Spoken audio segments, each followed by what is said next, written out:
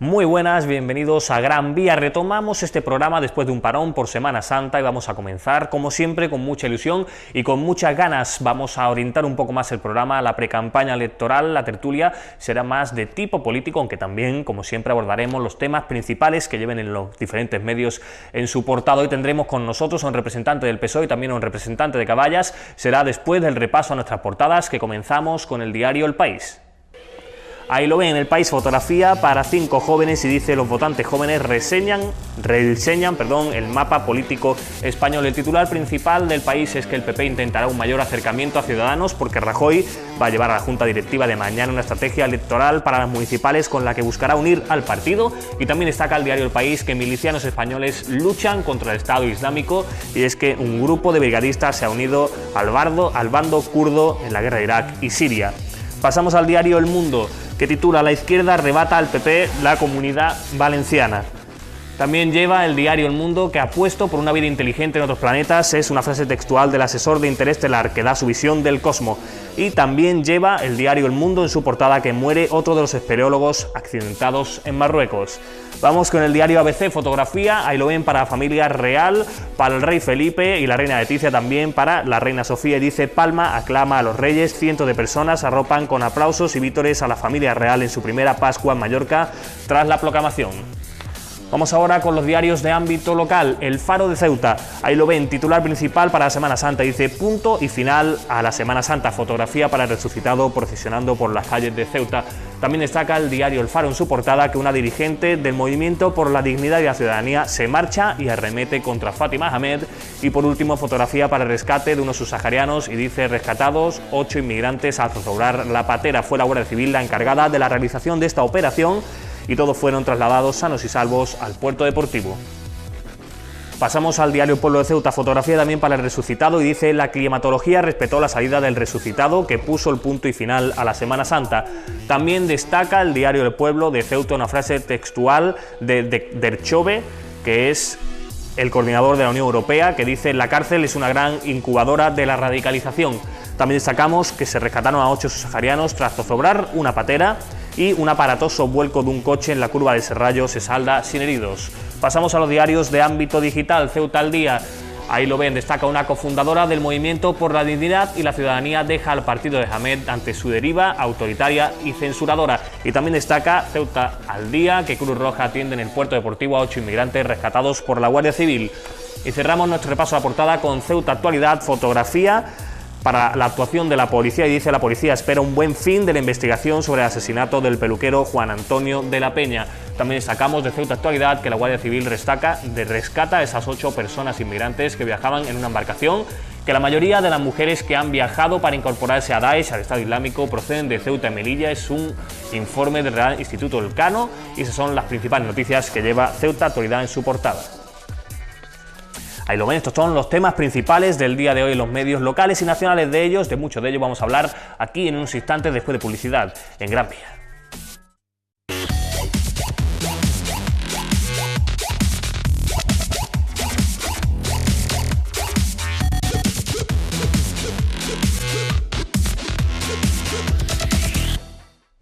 Pues muy buenas, ya estamos aquí de vuelta en Gran Vía. Tenemos con nosotros a Pablo Núñez del PSOE. Muy buenas, Pablo. Hola, ¿qué tal? Buenas. Un placer siempre estar con vosotros. ¿Qué tal la Semana Santa? Bien, tranquila, con la familia. Y a Mohamed Mustafa. Moja, encantado también de tenerte aquí una semana más. El placer es mío. ¿Qué tal la Semana Santa? Las vacaciones. Muy bueno, las vacaciones muy familiares en casa y haciendo vida aquí en Ceuta. Que es lo suyo también, ¿no? Sí, que es lo suyo. Por lo que veía yo, ahora hablaremos de eso, pero una de las notas de prensa que mandaba Caballas durante esta Semana Santa iba en ese sentido, en el turismo. Ahora hablaremos de eso. Vamos a comenzar hablando por un tema nacional, que es el que, bueno, una última hora, por decirlo así, que son los datos del paro que salían esta mañana. Un paro que a nivel nacional pues supone la mayor bajada de los últimos 13 años, según reflejan los datos, 60.214 parados menos en el mes de marzo. En total, con respecto al año pasado, hay 343.000 menos, un poquito más, parados que el año pasado. En total, 4.450.000 parados. La cifra sigue siendo evidentemente muy elevada, y con lo que respecta a Ceuta, pues volvemos a contradecir, como tanto parece que nos gusta a nivel de datos, los datos a nivel nacional. Y en Ceuta sube el paro 185 personas y la afiliación a la Seguridad Social pues baja 72 parados menos. ¿Qué te dice esto, Moja? Bueno, en primer lugar, las cifras parece ser que evidencian un crecimiento al alza en la construcción de empleo escuchando las cifras parece ser esto, aunque si buceamos un poquito más en la realidad podemos constatar que las cifras no son del todo halagüeñas, ¿no? En primer lugar porque principalmente el empleo que se está construyendo es un empleo precario. Hay que tener en cuenta que de cada 10 contratos, 9 contratos son absolutamente precarios y tienen una duración en el tiempo muy limitada. En consecuencia tenemos un empleo precario, más barato y sobre todo al alcance y a los designios del empresario en la medida de sus intereses, y evidentemente esto no supone un alivio a las familias. Sí que es cierto que encontrar ahora un trabajo para aquellas familias que están en una situación prácticamente de riesgo de exclusión social supone una pequeña esperanza. Pero si hacemos un análisis en profundidad, lo que estamos fomentando es aquel término, ¿no?, que se ha acuñado con esta crisis, que es el precariado, ¿no? Gente que trabaja en una situación, si se me permite la expresión, de semiesclavitud, gente que trabaja en unas condiciones que no la hemos conocido en la historia de nuestra democracia española hasta la fecha, y gente que está trabajando prácticamente para subsistir, es decir, apenas pueden afrontar los gastos cotidianos de vida, de manutención, etc. Pero además de esto, hay un dato que a mí sí que me parece que es esclarecedor y que viene a desmontar esa imagen que nos está intentando trasladar el Partido Popular, sobre todo en esta fecha en la que parece ser que estamos saliendo de la crisis. Y es la protección a los parados. Junto a estos datos conocemos que la protección a los parados, es decir, la tasa de cobertura, es decir, personas que no están trabajando y que gozan de una prestación, se ha reducido a niveles del 2001. Prácticamente el 56%, solamente el 56%, casi la mitad de los trabajadores no tiene una prestación. Es decir, al margen de estar fuera del mercado laboral, no existe una prestación que sirva de sustento para una unidad familiar, y esto hay que tenerlo en cuenta y hay que medirlo también justo con esa ayuda que el Partido Popular nos ha vendido a bombo y a platillo, que es esa ayuda a los parados de larga duración. Es decir, si nosotros tenemos en cuenta los argumentos del Partido Popular y tenemos en cuenta que esta ayuda iba a ser la panacea para resolver esta tasa de cobertura, deberíamos tener un crecimiento de empleo por un lado. Ya no voy a hablar de que el empleo sea de calidad, sino un crecimiento de empleo por un lado y por otro lado una tasa de cobertura digna que fuese capaz de facilitar un ingreso económico a esos desempleados. Sin embargo, tenemos un crecimiento del empleo precario, una situación, digamos, casi de paja, ¿no?, en cuanto a la debilidad del mismo, y por otro lado tenemos una tasa de cobertura desconocida hasta fecha del 2001.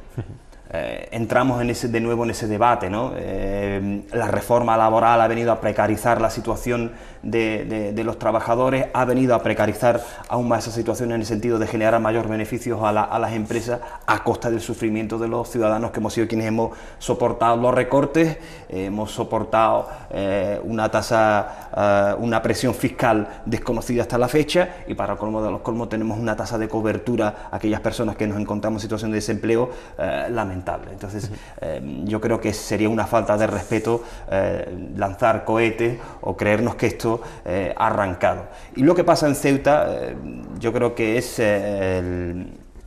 algo que en muchísimas ocasiones hemos denunciado las diferentes formaciones políticas, ¿no? Es que el microclima del mercado laboral en Ceuta es especial y no depende para nada, en cierta medida, con lo que sucede a nivel nacional. Tenemos unas cifras de paros que no han parado de crecer a lo largo de los últimos 14 años, desde los 3.000 parados que conocíamos con la entrada del gobierno del señor Vivas, hasta ahora que alcanzamos cerca de los 14.000 desempleados. Es decir, hemos tenido una destrucción de empleo y una precarización del mercado laboral en crecimiento constante desde el 2003 hasta la fecha. Sin embargo, las políticas que se han implementado o las medidas correctoras que se han podido poner en marcha en nuestra ciudad, en primer lugar han sido escasas, en segundo lugar ineficientes porque se han demostrado a lo largo del tiempo, porque si hay un medidor objetivo es el tiempo, y eso nos acaba de decir o nos está diciendo que lo que se está haciendo, si es que se está haciendo algo, es incorrecto, y evidentemente también evidencia la desidia de nuestros gobernantes. Y lo digo en el siguiente sentido: si nosotros tenemos un resultado siempre, que el resultado A o el resultado B, que es negativo, que no nos beneficia, pero sin embargo estamos aplicando las mismas fórmulas, o habrá que cambiar las fórmulas, o simplemente yo soy un incapaz para cambiar las fórmulas. Y esto es incontestable, es decir, yo puedo tener una percepción o puedo tener una sensación en función de la ideología, de mi movimiento o de mi leitmotiv político, pero hay algo que es incontestable, que son las cifras. Y estas cifras, pues como decía la semana pasada, no son cifras que las da Caballa o las da el Partido Socialista, sino las dan organismos oficiales que no son sospechosos ni de ser comunistas, ni de ser yihadistas, como nos llamaba recientemente el delegado del gobierno, ¿no? Tú hablabas ahora de esa reforma laboral y las consecuencias, y también de que esas cifras no las da un organismo oficial, y bueno, pues quiero enlazar eso también un poco, ahora voy contigo, Pablo, con que el Parlamento Europeo publicaba un informe esta misma semana, si no me equivoco, al final de la semana pasada, que decía que la austeridad, la política de austeridad en España ha vulnerado los derechos fundamentales. Es curioso que lo diga el Parlamento Europeo. Digo curioso porque son ellos los que han fomentado, entiendo yo, que en España se apliquen cierto tipo de medidas, principalmente las orientadas a la austeridad, y por otro lado te van diciendo, oye, que eso que habéis hecho quizás no ha estado del todo bien. Pero bueno, Pablo, ¿qué te parecen los datos del paro y quizás también esto último que hemos comentado? Matizar, yo creo que cometemos un grave error cuando hablamos de Europa y no identificamos en concreto a los diferentes interlocutores que tiene la Unión Europea. El Parlamento siempre ha apoyado el estado de bienestar, el acceso a los derechos tan básicos como el empleo, la sanidad, la educación, etc. Es la Comisión, y más concretamente el Eurogrupo, el que siempre está con el RQR de los recortes. Y al fin y al cabo, ya no solamente la Unión Europea, sino la misma ONU está reconociendo que los recortes no llevan a nada más que a la precarización, muy a pesar de esa campaña que, como bien ha apuntado mi compañero Moja, quiere hacer ahora en etapa preelectoral el Partido Popular. ¿Sube el empleo? Sí, pero ¿a qué costa? A costa de que un montón de jóvenes todavía no hayan cotizado y tengan 30 años, por lo que su panorama a nivel del futuro está bastante crudo. Que tengamos personas mayores de 45 años en una situación desesperada en la que su único futuro va a ser una pensión no contributiva, y esperemos que siga existiendo, porque no podemos olvidar que el sistema de la seguridad social está bastante tambaleado. No podemos dejar de lado que la hucha de las pensiones es ahora mismo el objetivo prioritario de desvalijo por parte del gobierno del Partido Popular. Y por supuesto, el tema del empleo. ¿Empleo de qué tipo? ¿De 6 meses? ¿Microjobs? Como bien venía predicando países como Alemania, en las que cada vez tienen una sociedad más precarizada y por tanto una sociedad que reclama, en contraposición a esa postura, más derechos, más bienestar? Pues en esa clave, en ese modelo de sociedad estamos todos nosotros, y dentro de poco, en los procesos electorales, tenemos que decidir qué tipo de modelo queremos, uno u otro. En cuanto a Ceuta, lo único que se constata, pese a esa tendencia positiva que el Partido Popular pretende vender como algo maravilloso, que no es, estamos hablando de que Ceuta tiene un modelo económico que es fracasado, y que hay que darle la vuelta como la tortilla, en el sentido de que, aun a pesar de la tendencia que hay a día de hoy a nivel nacional, Ceuta tiene pérdida de empleo, y pérdida de empleos que supone en muchos casos situaciones desesperadas, porque muchas de esas personas que están en el paro no tienen derecho ni tienen acceso a ningún tipo de prestación, cosa que genera en una sociedad pues de tamaño pequeño o mediano situaciones bastante complicadas de resolver a medio y a largo plazo.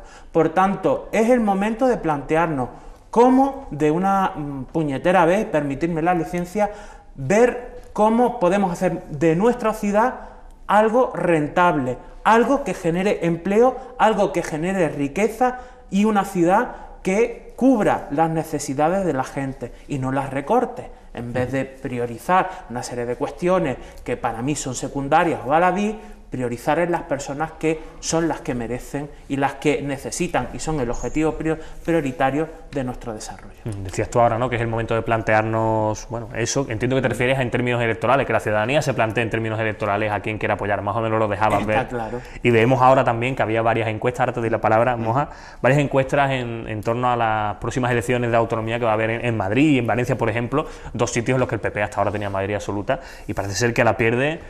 Sigue siendo la fuerza más votada, pero pierde esa mayoría. Incluso en Valencia, por ejemplo, una coalición, una gran coalición de izquierda, es decir, Izquierda Unida, PSOE, Podemos e incluso algún partido de izquierda, Compromís, podrían arrebatarle en Valencia, y en Madrid también, si se unen Podemos, Izquierda Unida y algún partido más, también puede arrebatarle el poder. ¿Qué ibas a decir, Moja? No, yo quería apuntalar una cosilla que indicaba Pablo.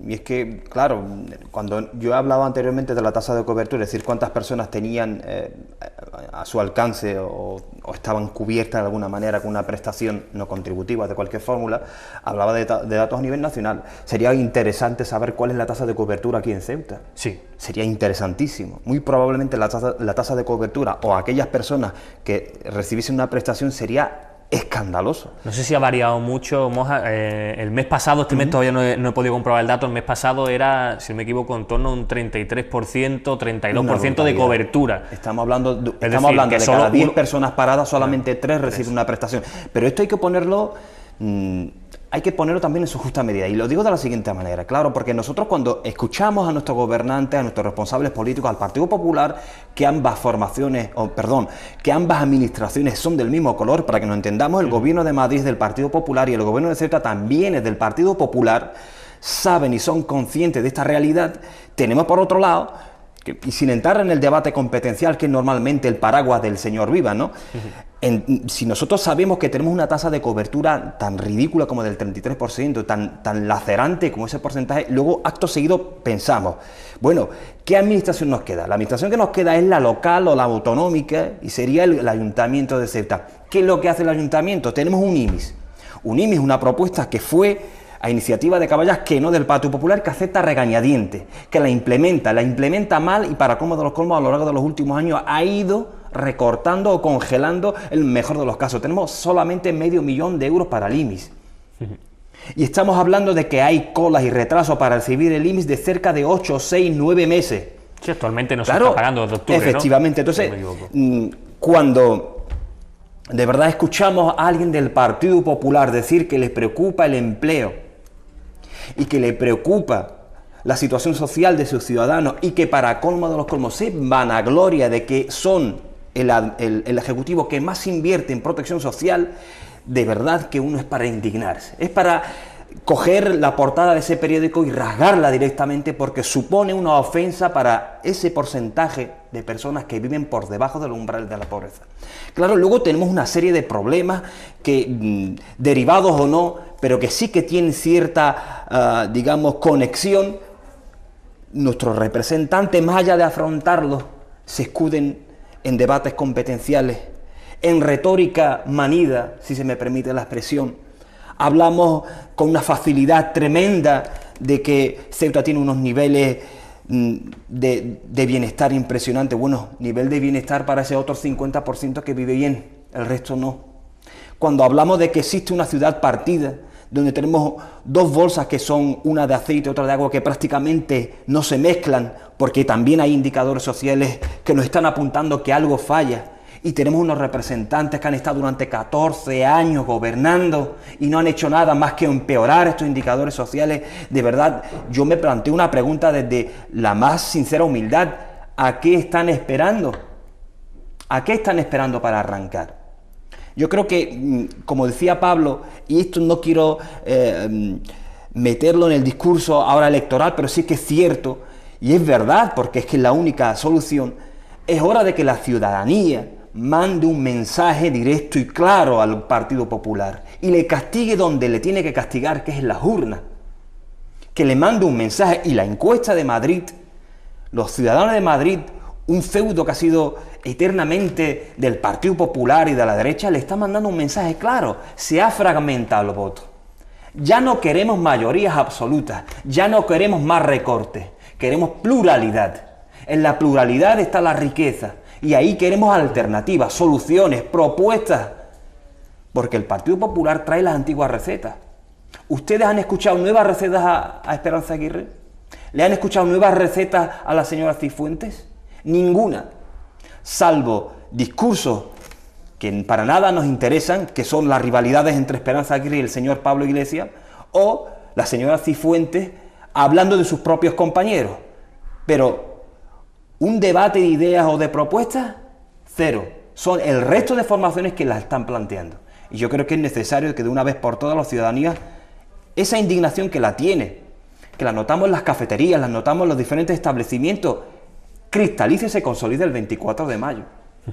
Hablabas ahora mismo, Moja, un poquito antes de tu última parte del discurso, de la pobreza en Ceuta, de esa sociedad que tú definías como agua y aceite, ¿no? Que no se mezclan, y Pablo quizás por su trabajo habitual tenga también más conocimiento, ¿no? De eso que hablamos muchas veces en esta mesa a raíz de informes y tal, de los altos índices de pobreza de Ceuta, que es así dicho como datos fríos, algo que igual no nos podemos imaginar, pero tú quizás puedes aportarnos un poco más de luz sobre eso, ¿no? Pues la pobreza tiene caras, tiene nombres, apellidos, situaciones complicadas de muchas personas que ya no están solamente en una barriada, como muchas veces se pretende, sino que están esparcidos en todos los lados y en todos los estamentos de nuestra ciudad.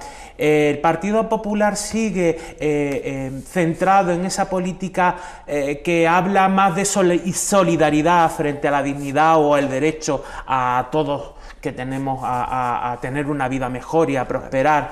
Y ahí radica el problema que tiene el Partido Popular. No es una cuestión de falta de presupuesto o de falta de recursos, es una cuestión de ideología. Y engarzando con lo que dice Moja, el modelo es exactamente igual en Madrid, en Valencia y por supuesto en Ceuta. Y afortunadamente en Madrid y en Valencia la gente se está empezando a dar cuenta de que la solución o el mensaje o el modelo que intenta imponernos el Partido Popular, en el que aquí es la ley del más fuerte, la ley que tiene más dinero, el que tiene más dinero se puede procurar un bienestar, y el que no lo tiene, pues peor para él, porque se tiene que buscar un trabajo, que es lo que en realidad van diciendo con esos mensajes subliminares que esos artistas de la política, pues unos artistas dicen en sus mensajes. Se están dando cuenta de que lo que importa, da igual muchas veces la ideología, es el bienestar, el desarrollo personal, la prosperidad económica. Eso es garantía de futuro. Lo contrario es simplemente someternos al poder de aquellas personas que quieren tener más porque tienen un montón y quieren someternos porque quieren competir con otros países donde no se respetan los derechos fundamentales. Quieren competir con China, quieren competir con los países que están en vías de desarrollo. Ese es el modelo que quiere el Partido Popular en Ceuta, en Valencia, en Madrid. ¿Qué representa este nuevo movimiento por parte de la gente, que espero que aquí en Ceuta también se dé? La gente quiere pacto. La irrupción de nuevos partidos en la escena política lo único que es un mensaje claro de que nos da igual, tenéis que sentaros a negociar, queremos que consensuéis, queremos que se desarrolle las necesidades o se dé solución a las necesidades básicas que tiene la ciudadanía. No aguantamos más. Y creo que quienes estamos en política tenemos que tener ese mensaje claro, y con cuestiones puntuales, básicas y esenciales no puede haber grieta, inclusive por parte del Partido Popular, porque también tengo la certeza que en el Partido Popular hay personas que piensan de la misma forma que el resto de partidos que estamos en la oposición, que la vía liberal, la vía capitalista no es la solución. No es la solución son las personas, el estado de bienestar. Bueno, la gente hablará ya ahora el próximo 24 de mayo, si no me equivoco, hay elecciones, esperemos que la gente hable, diga su opinión, bien sea, como tú dices, fragmentando el voto, dando entrada a nuevos partidos, bien apoyando a los partidos que ya existían, o bien apoyando pues al que sigue gobernando, al Partido Popular, como cada uno decida, pero evidentemente todo apunta, según las encuestas, que la gente pues quiere ese nuevo movimiento, un nuevo panorama, que obligue quizá a los partidos, como tú también bien decías, Pablo, a sentarse a hablar. Vamos a ir un segundito a publicidad, a la vuelta estamos aquí con Laura Ortiz y todas las noticias de Ceuta, y luego seguimos hablando de temas locales.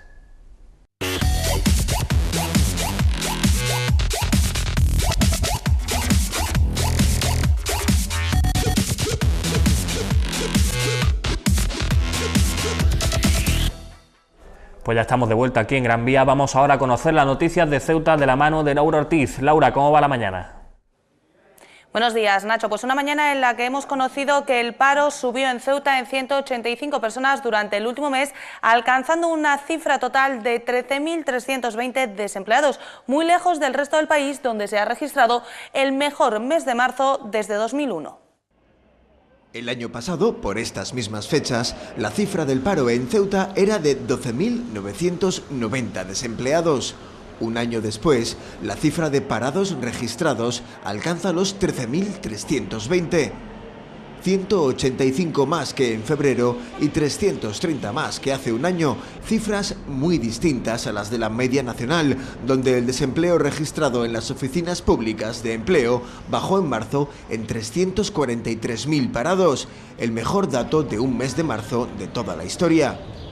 El comportamiento del paro en Ceuta en este mes de marzo, en otros años pasados, fue también muy distinto. Bajó en 4 personas el año pasado, en 2013 subió en 188, en 2012 se incrementó en 233 y en marzo de 2011 se sumaron casi 300 desempleados. El paro creció además en todos los sectores, especialmente en industria, con un crecimiento del 4,5%.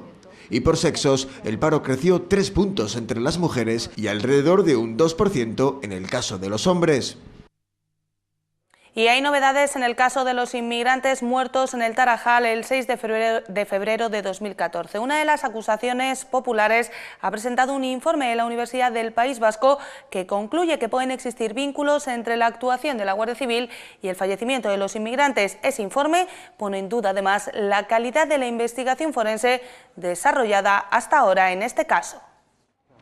Un análisis forense realizado por Luis Callado, doctor en Medicina y Cirugía y profesor de la Universidad del País Vasco, pone en duda la versión oficial sobre las muertes de los inmigrantes en la frontera entre Ceuta y Marruecos el 6 de febrero del año pasado. Y es que su informe destaca que la intervención policial, el uso de pelotas de goma y botes de humo son elementos que pudieron contribuir de forma significativa en la muerte de los inmigrantes cuyos cuerpos aparecieron en Ceuta. El documento ha sido presentado en el juzgado por la Asociación Coordinadora de Barrios, una de las acusaciones particulares que pide que sea admitido como prueba e incluso que se cite a su autor a declarar como perito independiente. Este informe califica también como deficiente la labor forense realizada en Ceuta sobre al menos 3 de los cadáveres. Luis Callado subraya que no se siguieron los protocolos de referencia en el primer análisis de los cuerpos y cree que no se practicaron pruebas fundamentales como las toxicológicas para determinar los condicionantes que pudieron dar lugar a los ahogamientos. De hecho, el nuevo informe asegura que algunas de las víctimas presentaban lesiones altamente compatibles con los efectos del material antidisturbios, como por ejemplo las bolas de goma, algo que estaba descartado en la investigación hasta el momento, e incluso se cuestiona este informe sobre la posible influencia de la inhalación de los gases lacrimógenos en la muerte de los inmigrantes. Ahora será la jueza del juzgado de instrucción número 6 la que deberá decidir si admite este documento como prueba pericial. Y la Guardia Civil rescataba este domingo a 8 inmigrantes en una embarcación a la deriva en el Estrecho. Ocurría alrededor de las 9:30 de la mañana en aguas cercanas a Ceuta. Los inmigrantes de entre 19 y 25 años y procedentes de Costa de Marfil, Ghana y Burkina Faso presentaban síntomas de hipotermia leve, pero ninguno tuvo que ser trasladado al hospital. Cruz Roja se encargaba de la primera atención en el puerto deportivo. Todos ellos se encuentran ya en el centro de estancia temporal de inmigrantes. Y cambiamos radicalmente de asunto. Para Caballas, la Semana Santa de Ceuta ha vuelto a ser un fracaso en términos turísticos. La formación denuncia en un comunicado de prensa que el saldo entre visitantes y residentes desplazados a otras zonas durante este periodo de vacaciones es claramente negativo. Acusa de esta situación a la pasividad del Gobierno de Ceuta. Los localistas dicen que el Ejecutivo de Vivas es incapaz de aprovechar el periodo del año en que más movimientos se producen para atraer turistas y critican la falta de planes e ideas del Gobierno. Desde Caballas recuerdan además que las ideas que ellos han planteado se han rechazado, como por ejemplo la de habilitar espacios con servicios complementarios para caravanas, un punto que denuncian el Gobierno dice estar estudiando desde hace más de 2 años sin hacer nada al respecto y dejando pasar oportunidades. Y el próximo 25 de abril, con motivo del Día Internacional del Jazz, actuará en el Teatro Auditorio del Rebellín Hailey Tuck, una cantante tejana de 23 años, depositaria de la mejor tradición jazzística de los años 30. Las entradas se han puesto a la venta este lunes y tienen un precio de 10 euros en patio de butacas y 8 en anfiteatro. Nacho, hasta aquí la información de esta mañana de lunes. A todos ustedes recordarles que las noticias vuelven a partir de las 8:30 esta tarde. Pues muchas gracias, Laura. Han visto, estarán las noticias de Ceuta, los temas destacados de estos últimos 4 días, los que nos hemos tenido informativos. Y bueno, yo comenzaba el programa de hoy preguntando a los dos qué tal os había ido la Semana Santa, y decía que había una nota de prensa de Caballas que han podido ver ahora nuestros espectadores ahí en este informativo, que decía eso, ¿no? Se quejaba Caballas de que la Semana Santa ha sido una vez más un fracaso en Ceuta, dice Caballas, porque no ha llamado al turismo. Ahora voy contigo, primero quiero que me dé su opinión, Pablo. Bueno, en esta Semana Santa también el PSOE hicimos una propuesta sobre el tema de la puesta en valor de nuestras tradiciones como un polo de atracción turística. En concreto estuvimos hablando de la Semana Santa, y es que yo creo que el gobierno de la ciudad, el gobierno del Partido Popular, una vez más vuelve a meter la pata, vuelve a equivocarse en el modelo de turismo que necesita nuestra ciudad. No podemos compararnos jamás, podremos hacerlo, con ciudades de la Costa del Sol, por mucho que nos empeñemos, porque tenemos una serie de condicionantes que nos hacen, por un lado, diferentes y por el otro lado atrayentes, pero no en las mismas cuestiones, no al mismo sector de referencia que tiene la Costa del Sol, ¿no? Que es nuestro referente más cercano. De otro lado, tenemos que plantearnos que el nuestro debe ser un turismo de compras. De hecho, las cifras están ahí. Cada vez más son las grandes cadenas que abren sus puertas en nuestra ciudad pensando en un tipo concreto de turista. ¿Qué pasa? Llega el fin de semana, llegan los festivos, todos los comercios están cerrados. Da igual que venga un crucero, da igual que pase la gente a la frontera, da igual que venga la gente a Ceuta, está todo cerrado, salvo las cafeterías y los restaurantes. ¿Qué pretendemos? ¿Qué pretendemos? Pues sí, también es cuestión de los comerciantes, ¿no? Pues si yo no me equivoco, el sí, horario comercial ya está liberalizado, con lo cual puede abrir quien quiera cuando quiera. Aunque el comercio está liberalizado, la administración tiene que poner todos los recursos a su alcance para intentar incentivar ese tipo de medidas. A un pequeño o mediano comercio le sale muy caro abrir los fines de semana sin tener garantías de éxito. ¿Por qué? Porque tiene que contratar a gente, y contratar a gente esos fines de semana le sale caro. Sale más caro que contratarlo de lunes a sábado. Tenemos que seguir buscando fórmulas que permitan, dentro de la legalidad vigente, un incentivo a la contratación de personas, que bien nos hace falta, todos lo sabemos, para que haya un turismo comercial bastante importante. Sin lugar a duda, cuando el Partido Popular intenta o se pone con personas afines dentro del ámbito empresarial, se saca de la manga fórmulas maravillosas que yo me pregunto que por qué durante estos últimos 14 años no se han estado desarrollando. No, es que estamos en pre-campaña, ¿no? Porque todavía no estamos en pre-campaña. Habrá que ver. Bueno, ellos mismos ya reconocen que esa no es la solución de Ceuta. Durante esta pasada legislatura, que ya se acaba, hemos tenido una mesa por la economía en la que hemos hablado de un montón de historias. ¿Saben cuántas medidas de esas que se propusieron por parte de todos los agentes sociales, de todos los partidos políticos que participamos? Muy pocas, ninguna. Entonces, ¿qué pretendemos? Vuelvo a repetir lo que he dicho con el tema del paro. El modelo económico que plantea el Partido Popular en nuestra ciudad es un modelo caduco y necesita cambiarse radicalmente, porque si no, nos va el futuro en ello. Moja, eres vosotros además de donde partía tu partido, ¿no? De donde partía esa nota de prensa que criticaba que una vez más ha desaprovechado la Semana Santa. Y lo decíamos con razón, porque si uno se da cuenta o se hace eco de los datos turísticos a nivel nacional, encontramos que ha habido un repunte importantísimo en la tasa de ocupación y en la hostelería en general, no solamente con el turista extranjero, sino con el propio turista nacional. Es decir, ha habido una inercia económica importantísima en torno a la Semana Santa, ha habido movilidad extranjera y también nacional, y esto pues genera puestos de empleo, genera riqueza, distribución de la riqueza, genera una serie de movimientos que al fin y al cabo redundan en los bolsillos de los ciudadanos. Claro, uno se hace la siguiente pregunta: si tenemos un pueblo por ejemplo a 40, 60 kilómetros de Granada como Loja, con X habitantes, y que sufre durante esta Semana Santa la ampliación de las personas que ahí van a estar en ese pueblo precisamente para asistir a los pasos de Semana Santa, a la atracción que pueda tener ese pueblo, uno se pregunta por qué Ceuta no. ¿Cómo es posible que aquí tengamos una tasa negativa? Es decir, existe un mayor de gente que se ha ido y no tenemos aquí algo que sea capaz de atraer al turista, no solamente nacional, como indicaba Pablo, sino al turista marroquí, que es el del poder adquisitivo alto y que se está gastando aquí el dinero. ¿Cómo no somos capaces de atraerlo?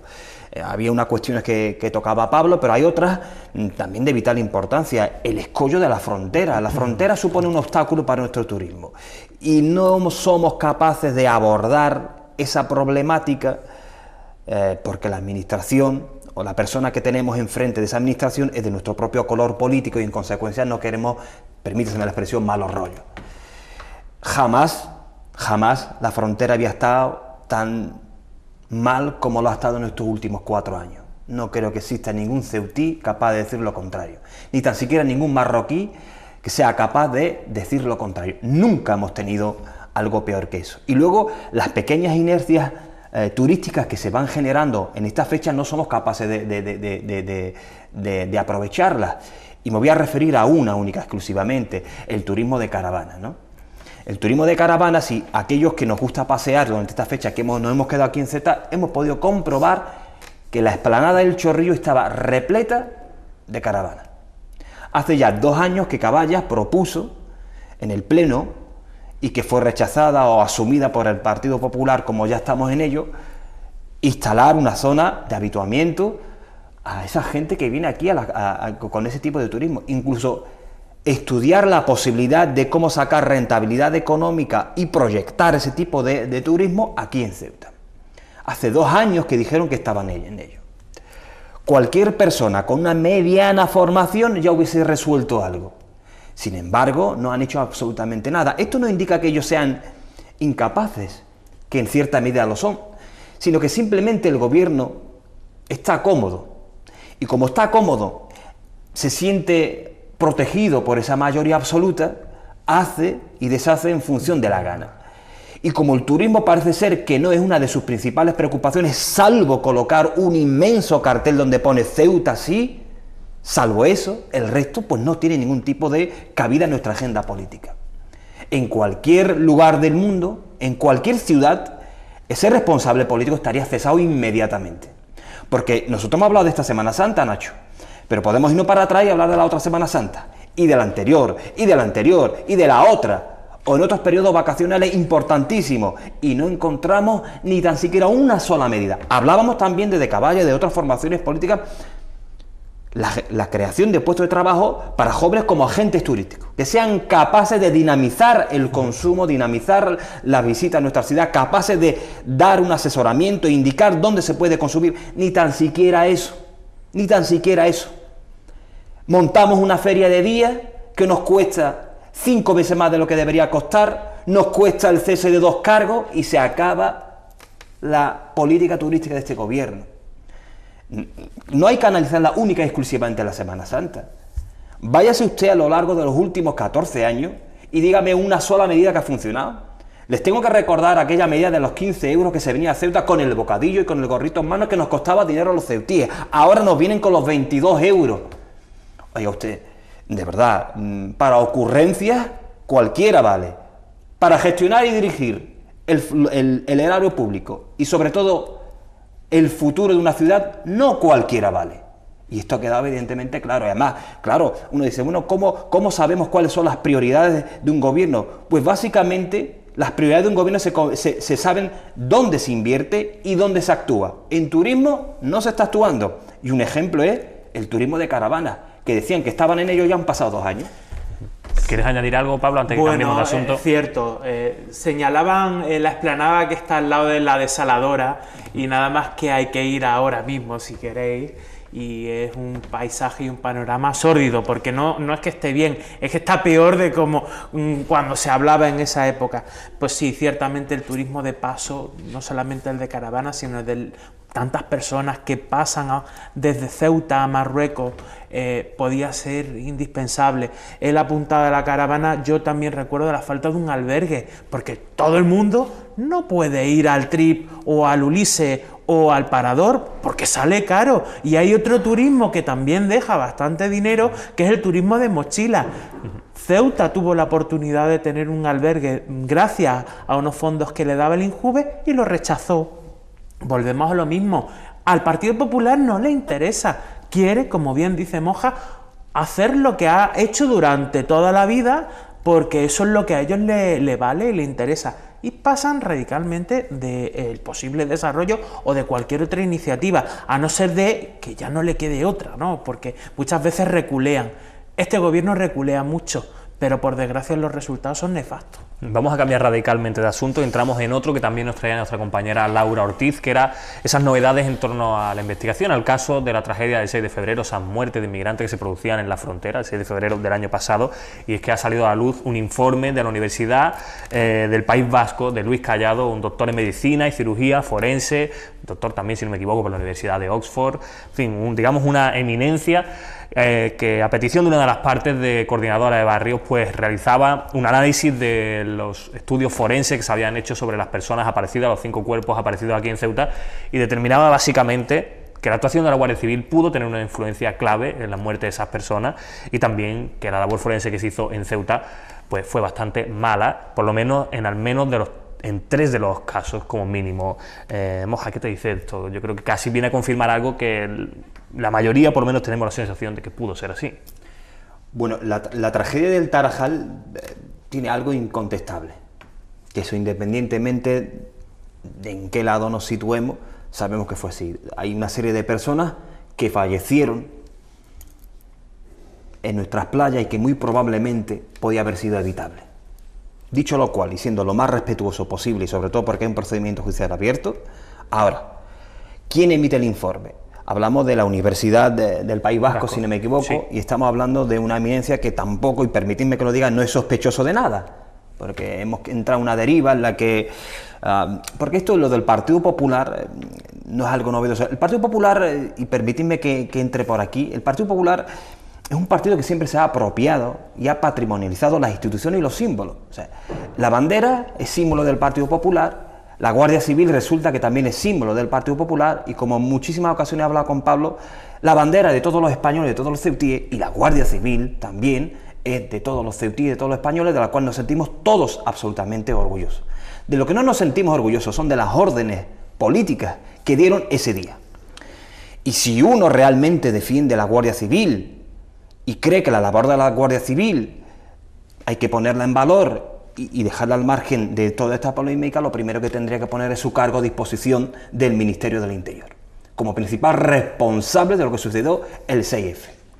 Claro, que tenga que venir un informe del País Vasco con un doctor, una eminencia, decirnos algo que prácticamente todos lo conocían, porque fíjense la situación, venían de intentar saltar la valla, saltan al agua, se ponen a nadar, la patrulla de marroquí por atrás, nosotros los encontramos aquí, y alguien político da la orden, alguien de la escala ejecutiva da la orden de tirar pelotazos. No, o sea, la Guardia Civil a pie no pega pelotazos porque le dé la gana, sino recibe la orden.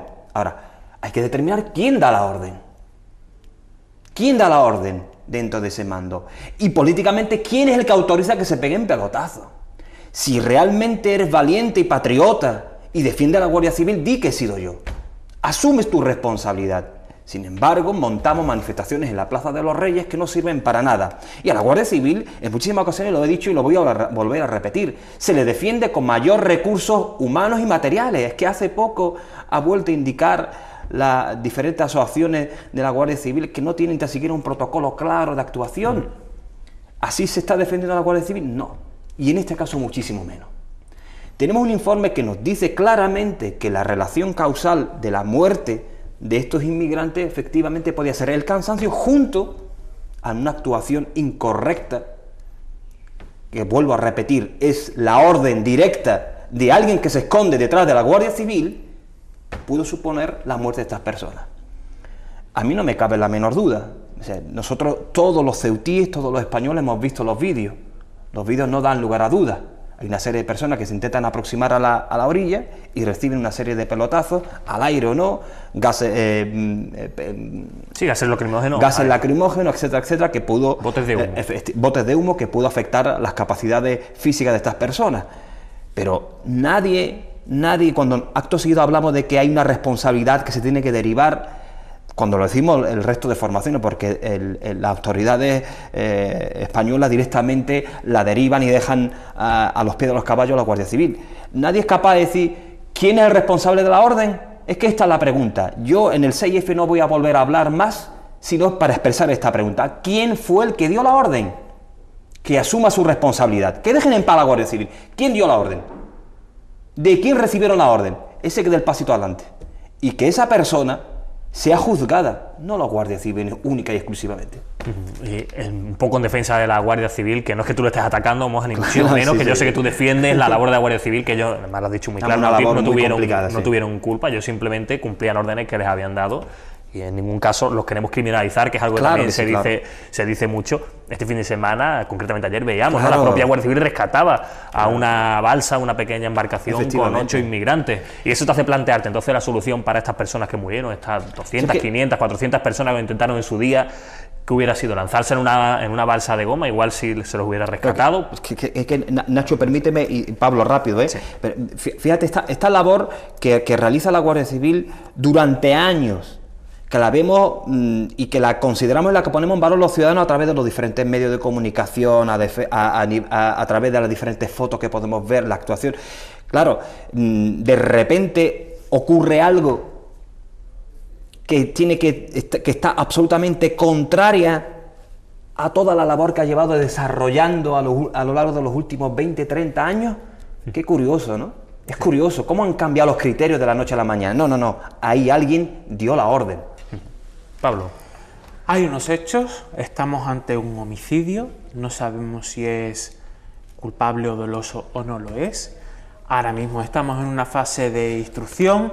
Se están recabando informaciones por parte de todas las personas intervinientes en ese momento, por parte de todos los testigos. Sabemos que la jueza instructora ha pedido las imágenes grabadas en las cámaras, y lo único que hay que esperar es, como bien dice Moja, dónde o quiénes son los responsables.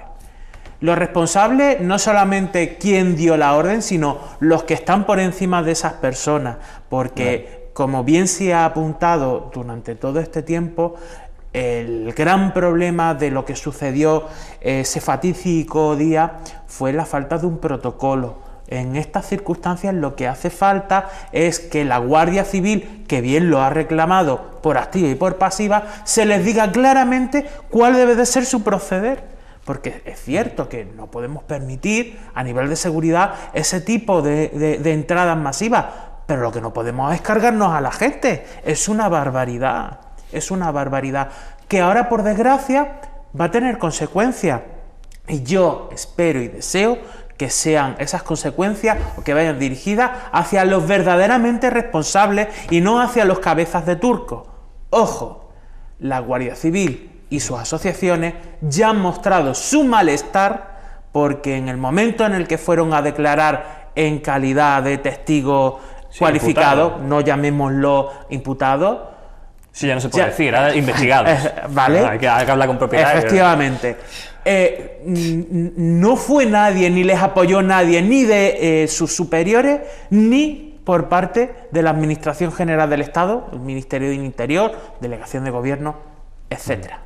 De hecho, fíjate si no se fían demasiados que rechazaron el abogado del Estado, porque no saben bien la estrategia que podría tener. Entiendo yo que fue eso. Efectivamente, porque muy a pesar de todo esto que ya es horroroso y que por desgracia no lo vamos a poder cambiar, podemos cambiarlo a partir de ahora, pero esas muertes ahí están y ya poco podemos hacer.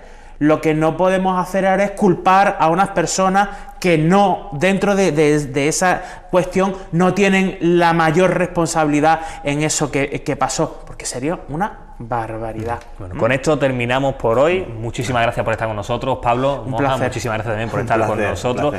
Ya saben, vamos a ir ahora a publicidad y a la vuelta estamos aquí con nuestra sección de psicología con Alejandra Ferreras. Hasta ahora.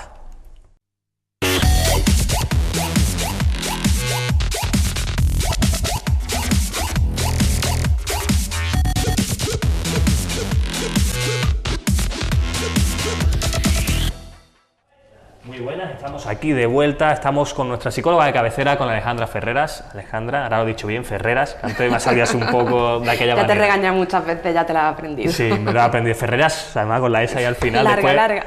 Después mi niño habla como Rajoy, después con mi papás, holas, y claro, me digo Ferreras, pues sale ahí.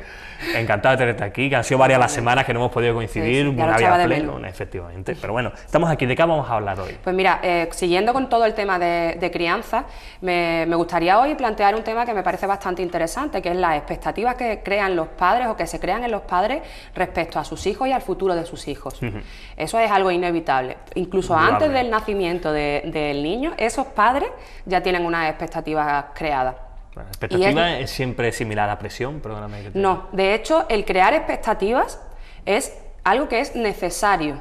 ¿Por qué? Porque los hijos, los niños, no son capaces por sí solos en los primeros años de vida, incluso hasta llegada a la adolescencia, crearse sus propios objetivos o sus propias metas en todas las áreas de su vida.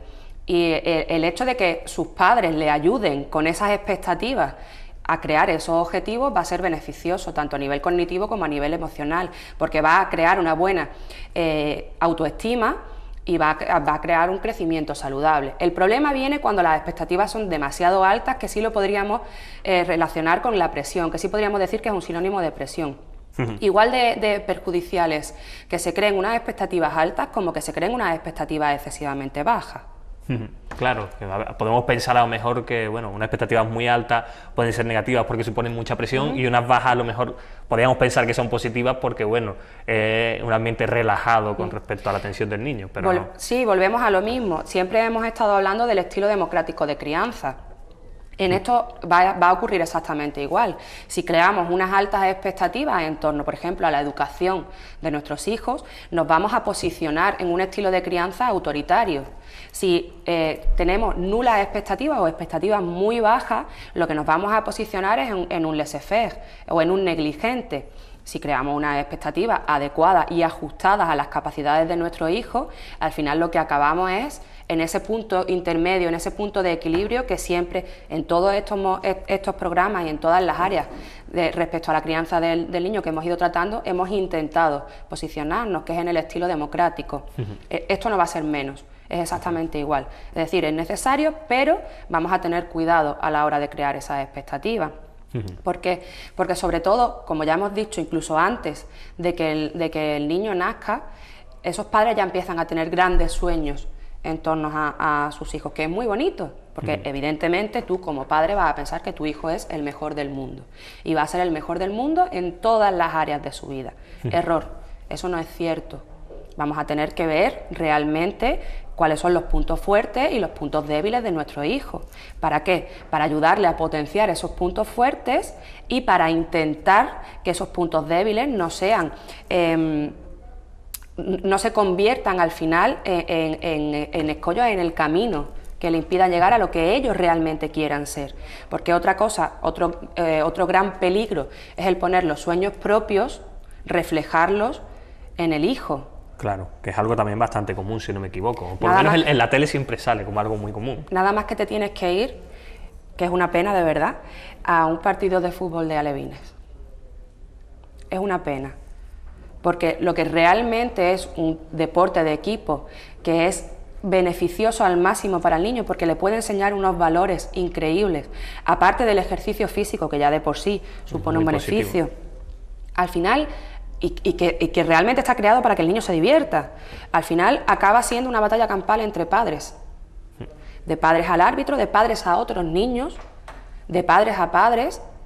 Al final, ¿qué valores le estás enseñando a tu hijo? porque lo que le estás enseñando, lo primero es que tiene que ser un Cristiano Ronaldo o un Messi, lo cual ya puede haber uno entre 1 millón. En segundo lugar, le estás enseñando que hay que ganar por encima de todo. Sí, competitividad al máximo. Exactamente, la competitividad no es mala, pero siempre y cuando se le enseñe que hay que ser competitivo con uno mismo. Es decir, intentar siempre superarse a uno mismo. Y si en ese proceso de superación, de autosuperación, supera a otros, bueno, pues ese es un punto fuerte suyo.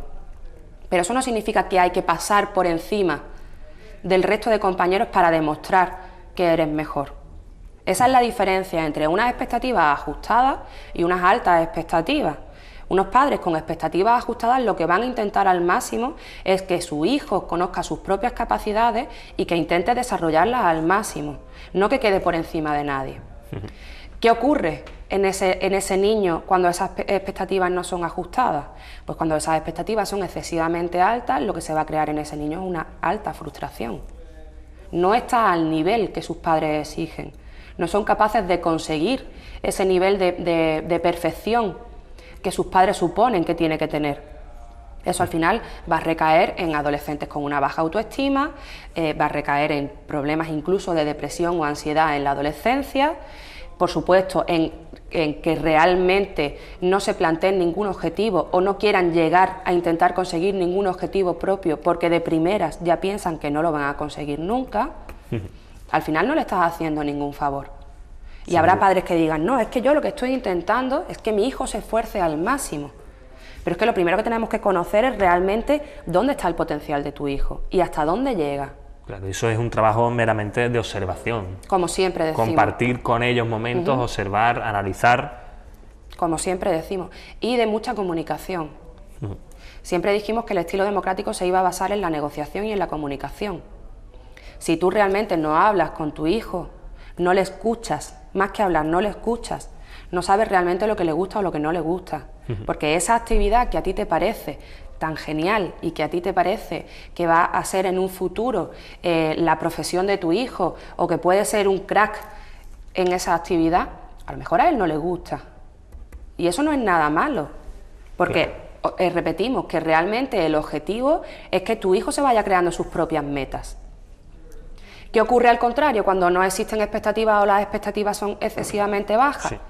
Pues que no ayudamos al niño a realmente crecer como persona, no le estamos enseñando a crearse sus propias expectativas.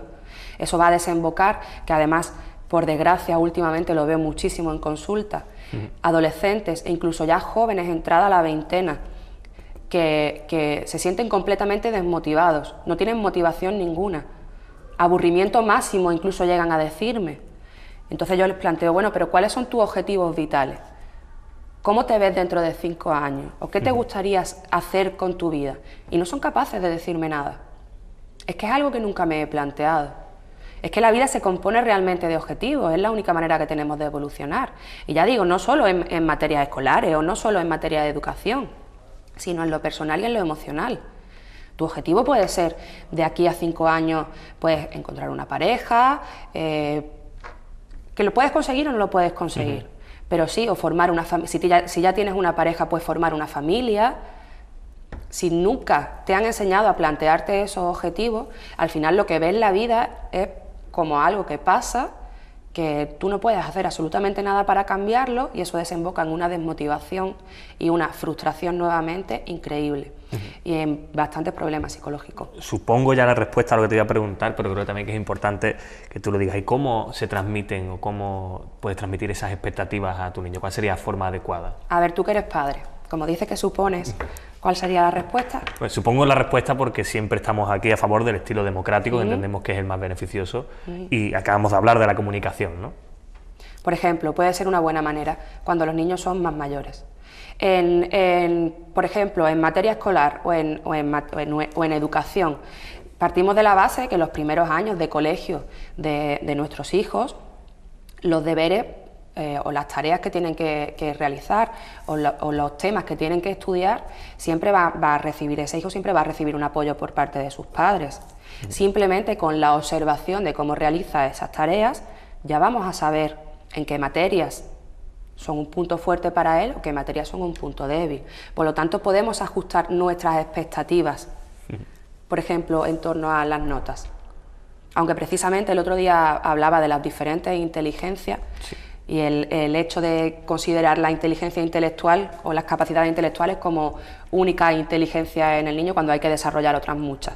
Pero bueno, como nos estamos basando únicamente en la educación, pues ya podemos ajustar esas expectativas, de tal manera que no es necesario que nuestro hijo saque sobresaliente en todas las asignaturas.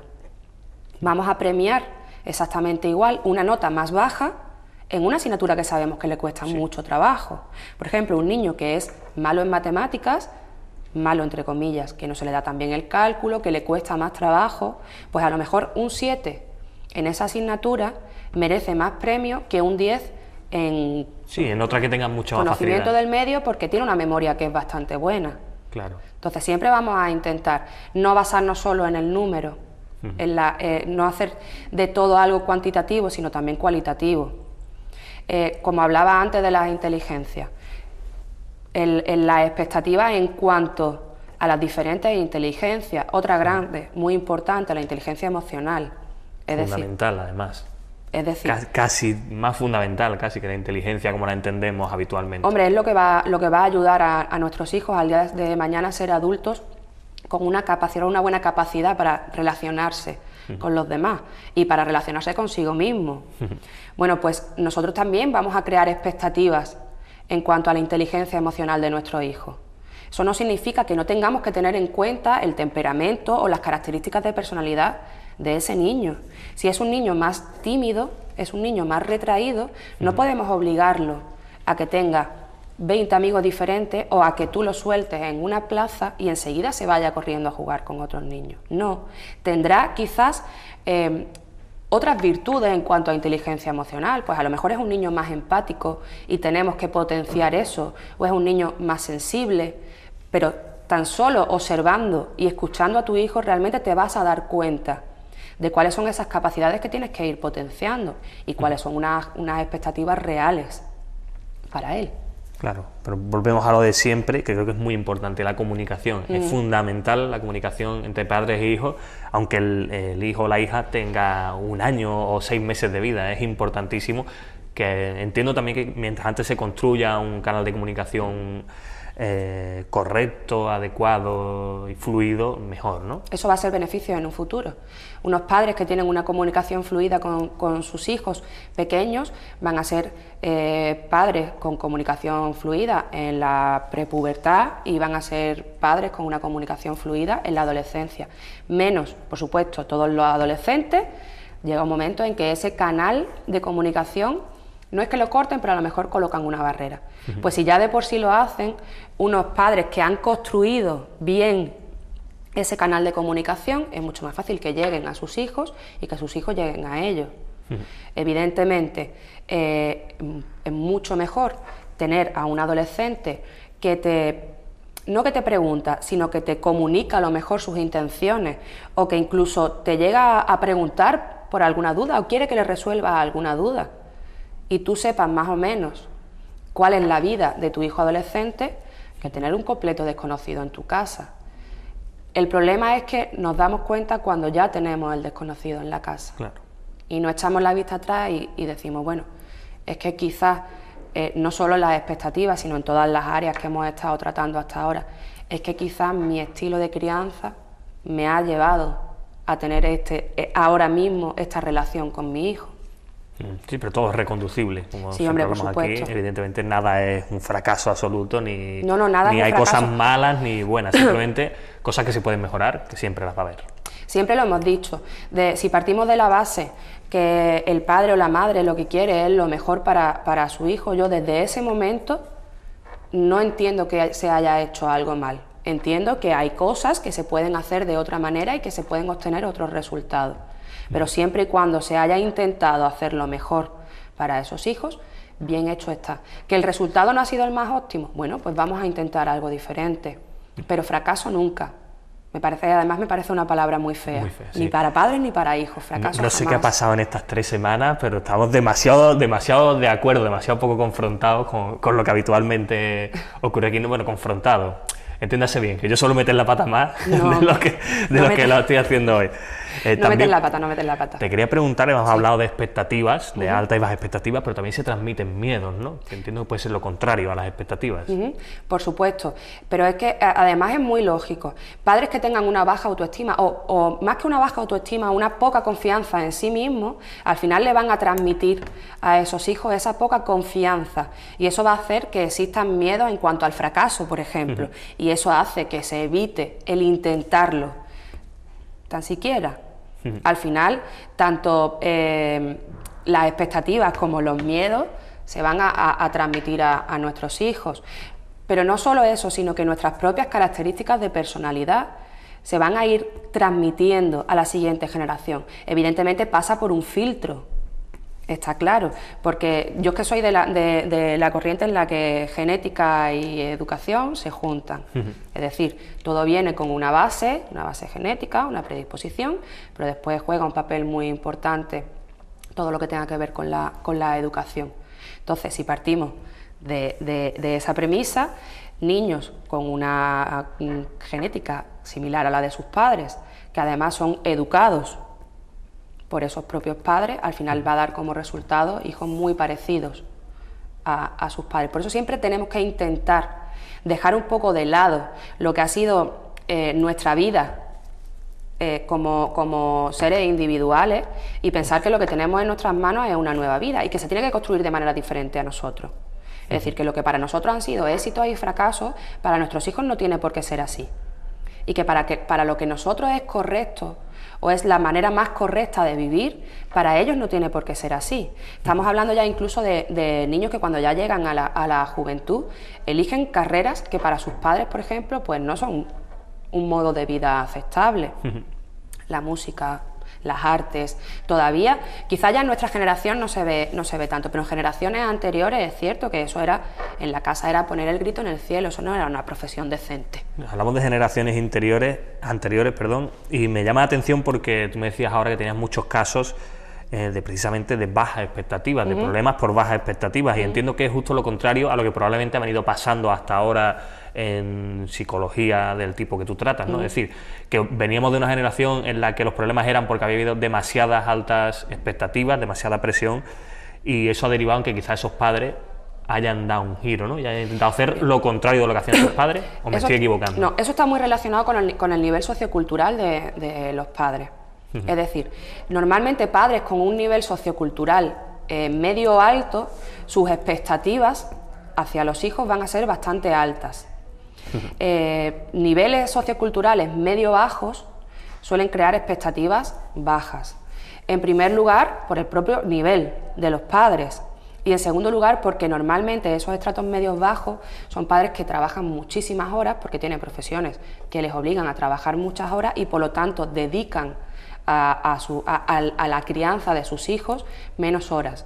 Eso implica que no tienen tiempo para crear unas expectativas. Sí, a lo mejor sí serán ajustadas en ciertas áreas, pero se descuidan por completo en otras, porque se entiende que ese niño por sí solo va a llegar a esas expectativas o a esos objetivos. Eso no ocurre en los niveles socioculturales medio altos, donde sí existe la palabra presión. Porque si yo he conseguido ciertas cosas en mi vida, si he conseguido un estatus social, si he conseguido un nivel de cultura alto, si he conseguido una profesión que además es muy respetada por la sociedad, tú como hijo mío no puedes ser menos. Tienes que estar a mi altura o más. Y eso al final lo que va a crear es una gran frustración en esos hijos, porque es como nunca puedo llegar al nivel al que están mis padres. Me gustaría además en próximos programas hablar de lo contrario, de las expectativas que los hijos tienen hacia sus padres, que ese también es un tema bastante interesante y está bastante relacionado. Pues ya que estamos hablando de expectativas, la semana que viene podemos hablar precisamente de eso. Sí, estamos hablando de las expectativas que tienen los padres con respecto a los hijos, pero también las expectativas que crean los hijos con respecto a los padres, que también esperan de nosotros muchas cosas. Sí, es verdad que los padres quizás, por lo menos en mi caso, no me lo planteo mucho, no me lo he planteado mucho hasta este momento que tú lo has comentado, que puede esperar mi hijo de mí. La semana que viene volveremos a la confrontación. Una cosa que antes de terminar sí te quería también preguntar, comentar, decías al principio de esta sección que los niños no son capaces de generarse a sí mismos expectativas, por lo menos hasta llegadas a cierta edad adolescente. Y eso quizás choca un poco con el concepto de autonomía, ¿no? Que se dice que desde el principio hay que fomentar en los niños, desde el principio, y me refiero desde que son muy muy pequeños, hay que trabajar para que sean lo más autónomos posible y puedan tomar sus propias decisiones. Y es curioso que en un tema como las expectativas, con la importancia que tienen al final para el desarrollo de la personalidad y de esos niños, no sean capaces, ¿no? Vale, te voy a poner un ejemplo muy claro. Tú que eres padre, el primer día que tu hijo o tu niña comió sólido, tú le plantaste el plato, el cubierto, y le dijiste, toma, autonomía para ti. No, evidentemente no. No, ¿verdad? Le enseñaste. Pues en esto exactamente igual. Es decir, de lo que se trata es de que enseñes, dirijas, mejor dicho, pero no impongas. A medida que el niño va creciendo en ciertas áreas de su vida, sí puede ir creando ciertas expectativas. Por ejemplo, un niño de 9, 10 años, si tiene ciertos objetivos en cuanto a su grupo de amigos, por ejemplo, lo que quiere de ellos o lo que puede esperar de ellos. Lo que está claro es que no tiene unas expectativas en cuanto a su futuro académico, por ejemplo. No sabe que el día de mañana será mejor que estudie algo de ciencias o algo de letras. En ese caso, tú que eres su padre y que sí te has dado cuenta de cuáles son sus capacidades, no le vas a imponer, pero sí le vas a mostrar todo el abanico de posibilidades que tiene para que ella o él pueda ir eligiendo, y de esa manera vas a ir potenciando esa capacidad. Esa es la diferencia. La gran diferencia entre el ejemplo que yo te he puesto y las expectativas es que a comer se aprende relativamente rápido, y a ir creando expectativas es algo que, vamos, incluso siendo adultos todavía seguimos aprendiendo, porque es algo realmente de ensayo y error, porque muchos de los objetivos que nos proponemos no los conseguimos. Entonces tenemos que aprender a lidiar con la frustración de no haberlo conseguido, tenemos que aprender a gestionar nuestras propias herramientas, y tenemos que aprender a reformular ese objetivo o a buscar un camino alternativo para llegar a él. Pues si para un adulto es complicado, imagina lo que supone para un niño. Pues eso es lo que tienes que enseñarle. No decirle, este es tu objetivo y esto es lo que tienes que hacer para conseguirlo. Eso serían unas altas expectativas. No, vamos a mostrarle todo el abanico de posibles objetivos, que él elija, que se equivoque porque se tiene que equivocar, y vaya aprendiendo a reconstruir poco a poco nuevos objetivos. Perfecto, Alejandra, pues muchísimas gracias por esta exposición. Me ha respondido clarísimamente, como siempre. Muchísimas gracias por estar aquí con nosotros una semana más y explicarnos todo tan claro. A ustedes muchas gracias también por acompañarnos. Nos vemos muy pronto aquí en Ceuta Televisión.